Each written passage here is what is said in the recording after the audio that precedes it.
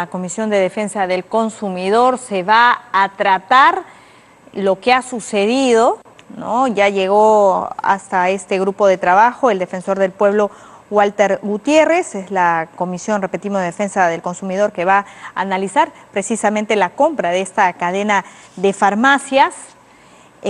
Tenemos allí a los integrantes y el día de hoy en el diario La República, Rafael Dazo, que es el gerente general de Incafarma, que es la marca ¿no? de la farmacia del grupo que compra las demás, que es como BTL, Mifasa, también la Química Suiza. Le preguntan cuánta es en realidad la participación en el mercado que tienen ahora con la reciente adquisición, porque en los últimos días se decía de que era más del 90%, otros decían que era más del 80%, en realidad se daban muchos porcentajes. ¿Qué es lo que dice Dazo al respecto? Dice, tengo información de que según la venta de medicamentos, el Estado, dice, tiene el 79%, el 21% es de boticas y de farmacias. Entonces dice, solo considerando boticas y farmacias, existen 11.400 boticas. Incafarma, ¿no? Sin Mifarma tiene el 25% del despacho de medicamentos de todos los laboratorios, sumando con el 22% de Mifarma, entre las dos tienen entre 45 y 46% de la venta anual de medicamentos.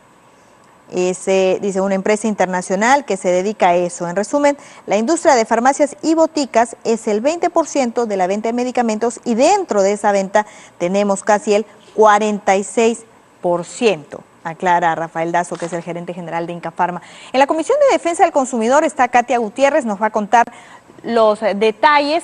El congresista Javier Velázquez Quesquén había señalado la necesidad, ¿verdad?, de presentar un proyecto de ley que busque regular los precios de los medicamentos, porque frente a esta fusión ya no pueden hacer nada, ¿verdad? Se hablaba desde el expresidente Alan García sobre la posibilidad de presentar una acción de amparo. Todo esto seguramente se va a debatir en este grupo de trabajo del Congreso de la República. Lo que también se va a presentar es este otro proyecto que buscaría, ¿no?, regular los precios de las medicinas. Y en los próximos días también seguramente se van a tener novedades sobre un proyecto de ley presentado por el congresista Jorge del Castillo sobre precisamente regular este tema de las fusiones que pasen por consulta de Indecopi. Katia Gutiérrez, ahora sí, ¿nos escuchas? Adelante. Intercorp, propietaria de Incafarma, este debate y esta polémica que ha habido en torno a la adquisición de las farmacias que finalmente van a ocupar al menos el 83% del mercado local y la preocupación de los usuarios de un eventual incremento en el precio de las medicinas.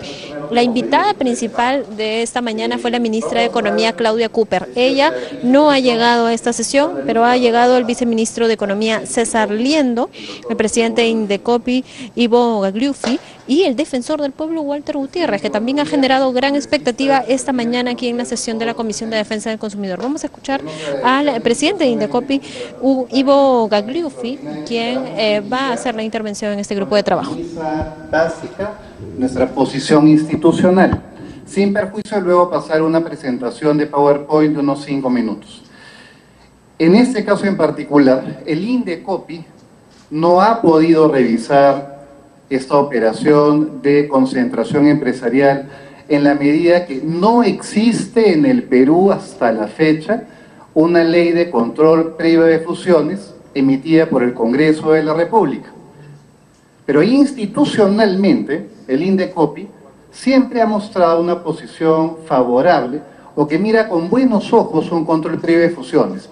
Es más, desde el año 2012, hace 6 años, el Indecopi ya había emitido una primera opinión técnica a raíz de la presentación del proyecto de ley del ex congresista Jaime Delgado y recientemente en los proyectos de los congresistas Lescano y Arana, así como el anteproyecto del congresista del Castillo, el Indecopi lo que ha indicado es una serie de recomendaciones técnicas, porque somos la autoridad de competencia, una entidad técnica, que se deberían seguir para que si se apruebe este control de fusiones en el Congreso, nosotros lo podamos implementar adecuadamente. Señores, la no existencia de una ley de control previo de fusiones no significa que la autoridad de competencia está atada de manos o que no va a hacer nada al respecto. ¿Por qué? Porque existe la posibilidad que nosotros realicemos un control posterior de abusos de posición dominante que voy a explicar en un momento. Pero si se aprueba esta ley de control de fusiones en el Congreso de la República, entonces el INDECOPI apunta a dos acciones proactivas. La primera, trabajar rápidamente el reglamento de esa ley y esperar al último día. Y la segunda es la creación de una división técnica especial dentro de la Comisión de Libre Competencia enfocada exclusivamente en lo que se llama control de estructuras. Esas son las propuestas del INDECOPI en resumen, la premisa de la institución. Pasamos por favor a la presentación. Lucía, siguiente por favor. Señores, para centrar la discusión, nos hemos permitido traer este proyecto. Siguiente por favor. En el derecho de la competencia en el mundo, las agencias de competencia controlamos dos tipos de temas. Lo primero que controlamos se llama control de estructuras. ¿Qué es el control de estructuras? Es un control anterior, ex ante, que lo que busca es, por ejemplo, en el caso de las concentraciones empresariales, ver si las deniega o si las aprueba con condiciones o sin condiciones, siempre vigilando de que esa eventual concentración empresarial no vaya a eliminar o a disminuir o restringir significativamente la competencia. Es decir, antes que haya un acto anticompetitivo, la agencia de competencia determina si esa concentración empresarial, que ojo, puede ser una fusión, toma de control, etcétera, va a impactar o no en contra del mercado y la competencia del mercado. El otro tipo de control que hacemos las agencias de competencia en el mundo es el control de conductas.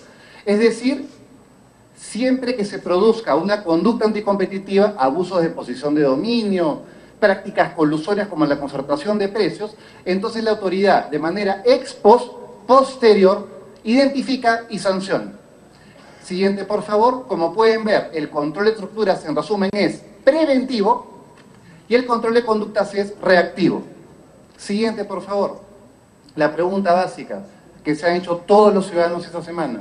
¿Existe en el Perú un control de estructuras o de concentraciones empresariales? Y la respuesta es, siguiente por favor, no. En el Perú no hay control de fusiones, salvo en el sector eléctrico.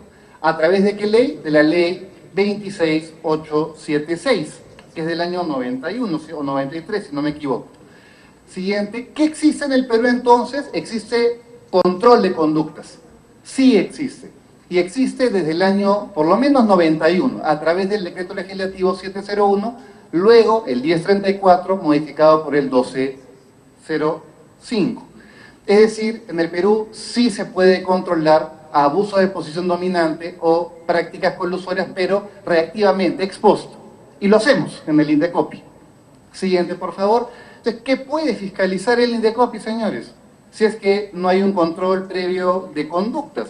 Si ya se fusionaron las empresas y ahora el INDECOPI, ¿qué puede hacer? Una pregunta válida que se echó a la ciudadanía.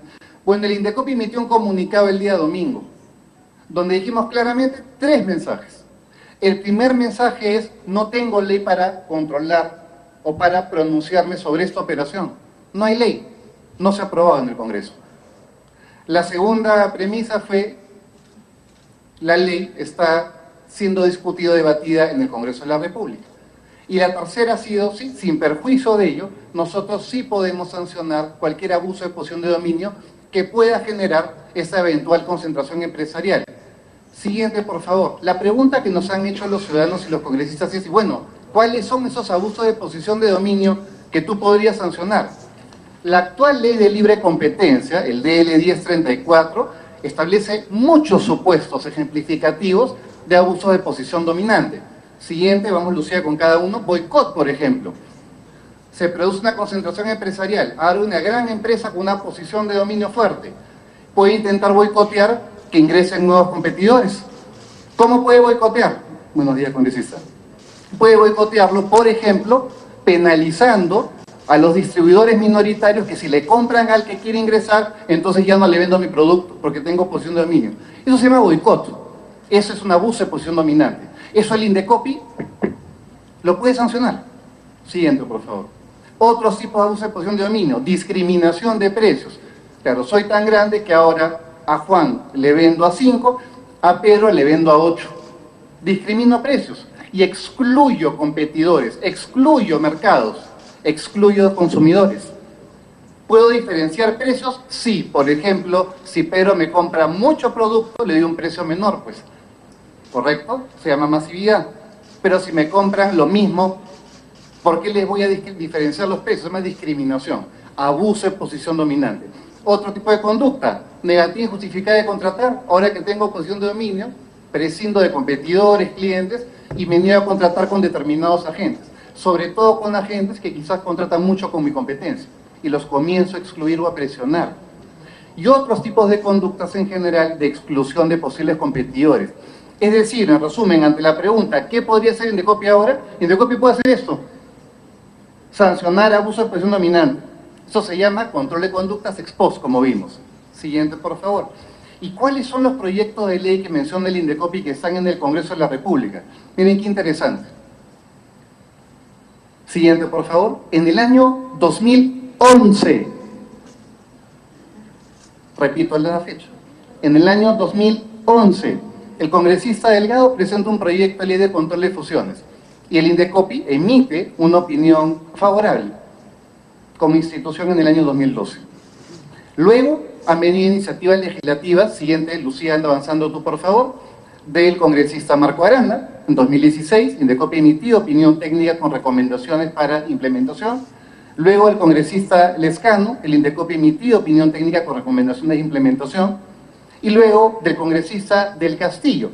Luego, además, de una serie de mesas de trabajo técnicas que convocó el congresista del Castillo, donde el Poder Ejecutivo, los gremios empresariales, la academia, participamos. Indecopi vino a todas las sesiones y fue muy claro en su posición siempre. Este anteproyecto está en plena revisión, estamos enviando comentarios la próxima semana más tardar, en el plazo establecido por el congresista. Y lo vemos con buenos ojos, porque está recogiendo las recomendaciones que ha hecho el Indecopi, y además se alinea con el proyecto de normativa OCDE sobre control de fusiones. Así que técnicamente está ok. ¿Cuáles han sido esas recomendaciones del Indecopi para concluir? Siguiente, por favor. Primera, entre muchas otras, pero primera gran recomendación que hay que tener en cuenta. Señores, si queremos aprobar una ley de control previo de fusiones, hay que hacerlo técnicamente. Y tenemos ejemplos en todo el mundo que podemos seguir imitar para mantener ese tecnicismo. Todos los países de la OCDE, salvo Luxemburgo, tienen control previo de fusiones. Y Luxemburgo por un tema de paraísos. Y en toda Latinoamérica, todos tienen control de fusiones salvo Cuba, Guatemala y Bolivia, si no me equivoco. El más reciente ha sido Paraguay hace 2 años con una ley. Todos los países del Pacífico tienen control previo. Es decir, no estamos inventando la pólvora. No estamos creando fórmulas mágicas. Y si mantenemos el tecnicismo en la redacción de la ley, podemos sacar un producto potente. ¿Qué ha hecho el Indecopi? Ojo, primera recomendación. El umbral tiene que ser racional. ¿Y qué es un umbral? Para que todos lo entendamos. El umbral lo que quiere decir es que cuando 2 empresas se concentran o se fusionan, ¿no?, tienen que sumar sus ventas totales una cifra que sea realmente alta, que pueda impactar en el mercado. Yo no puedo estar controlando la fusión de 2 chifas pequeños de la esquina, porque eso es muy pequeño, eso no impacta. ¿Qué voy a controlar? 2 grandes grupos económicos quizás que se fusionan, sobre todo en mercados sensibles. Si supera el umbral, que es una cifra económica, tienen que pedirme a mi opinión, al Indecopi. Y yo diré si deniego, si apruebo con condiciones o si apruebo sin condiciones. Siguiente. Umbral objetivo. Señores, si ponemos en el proyecto de ley umbrales de cuánta de participación de mercado tiene el señor para ver si viene o no el Indecopi, nunca van a venir, pues. Porque siempre van a decir que tienen por debajo el umbral. Alguna fórmula van a sacar. Por eso las fórmulas no deben ser cualitativas para el mercado, sino cuantitativas. Y la más simple es ventas totales, porque está contablemente declarado. Tú vendes 10, yo vendo 20, sumado 30, si el umbral es 28, tengo que ir, porque 30 es más que 28. Así de simple. Y dejamos de discutir cuándo deben venir al Indecopi para control previo de fusiones. Esa fue la segunda recomendación. La están recogiendo. Siguiente, por favor. Procedimientos diferentes. Si vamos a aplicar el mismo procedimiento a fusiones con gran impacto, con serias preocupaciones, respecto de fusiones que no causan tanta preocupación, entonces vamos a demorar las inversiones en fusiones que son simples. Por eso el Indecopi propone, como en la legislación comparada mundial, dos tipos de procedimientos. El ordinario para casos complejos y lo que se llama en inglés fast track, o sea, el rapidito, para casos más simples. Y por último, estas son 4 de las muchas recomendaciones, pero la cuarta es diseño institucional. El Indecopi se ha hablado que es de fortalecimiento. Presupuesto es un tema del Ejecutivo. Nosotros vamos a ver presupuesto internamente con el Ejecutivo. Ese es nuestro tema. Yo lo voy a solucionar internamente y eso se aprueba. Pero lo que se requiere es un diseño institucional fuerte. ¿Qué implica eso? Implica tener un grupo de trabajo especializado que solo se dedique al control de fusiones. Si ponemos a trabajar a los funcionarios que actualmente ven abogacía y control de conductas, no va a ser el trabajo más profesional o adecuado posible. Siguiente, para concluir, conclusiones generales. Primera conclusión. En el derecho de la competencia, señores, a nivel mundial, las agencias aplicamos 2 tipos de controles. Control de estructuras es ex ante, preventivo, y control de conductas es post, reactivo. Y el Indecopi en el Perú hace el reactivo. Siguiente, por favor. En el Perú no hay actualmente control previo de fusiones. No hay. Salvo para el sector eléctrico, que quede claro. Por eso el Indecopi no puede controlar previamente fusiones que no sean del sector eléctrico. No puede. No hay ley. Está en el Congreso. Siguiente, por favor. El Indecopi ha planteado a los proyectos de ley recomendaciones para que, si se aprueba en este Congreso el proyecto de ley de fusiones, nosotros la podemos implementar técnicamente. Siguiente, por favor. Sin perjuicio que se apruebe o no la ley, el Indecopi tiene la obligación y el compromiso de monitorear siempre los mercados, y sobre todo ahora farmacias, para evitar o sancionar abusos de posición dominante que ya hemos explicado como boicot, etc. Y por último, siguiente por favor, bueno, lo que vamos a hacer es temas proactivos. Si el Congreso aprueba esta ley de control de fusiones, nuestra responsabilidad inmediata va a ser sacar rápidamente el reglamento, muy técnico, y además conformar este grupo de trabajo técnico que puede especializarse exclusivamente en este tipo de control de estructuras. Muchas gracias, señor presidente. Gracias, doctor Garulfi. Antes de proseguir, quiero dar la bienvenida a los congresistas Rondo Reategui, a la congresista Gloria Montenegro, a la congresista Úrsula Letona, a la congresista Luciana León, al congresista Marco Arana. Tenemos ya el quórum de reglamento y proseguimos con la sesión extraordinaria. Habiendo escuchado la exposición del representante de Indecopi, sí es importante mencionar que veo con preocupación que ellos opinan favorable y la PCM opina desfavorable. El Ministerio de Economía opina desfavorablemente, yo tengo las opiniones solicitadas, pero bueno, vamos a ser materia de la discusión cuando empiece el debate. Vamos a dar la palabra al defensor del pueblo, al doctor Walter Gutiérrez. Gracias, presidente. Buenos días con todos, con todas. Quisiera empezar esta rápida intervención formulándome y formulándoles una pregunta. ¿Estamos hablando solo de un tema de mercado? ¿Estamos hablando solo de un tema de libre competencia? ¿O estamos hablando de derechos que van más allá de aquellas construcciones que hemos hecho en la Constitución, como es la libre competencia, como es la iniciativa privada o como es la libertad de contratación? Estamos hablando en realidad de derechos fundamentales. Estamos hablando en realidad de uno de los derechos más básicos, como puede ser el derecho a la salud y particularmente el derecho a el acceso a la medicina. Yo no puedo estar en líneas generales en desacuerdo con lo que acaba de decir el doctor Ivo Garulfi, pero creo que es importante complementar aquello que ha dicho, porque es cierto, el marco de su normativa y competencia no le permite, en este estado de la cuestión, no le permite ir más allá.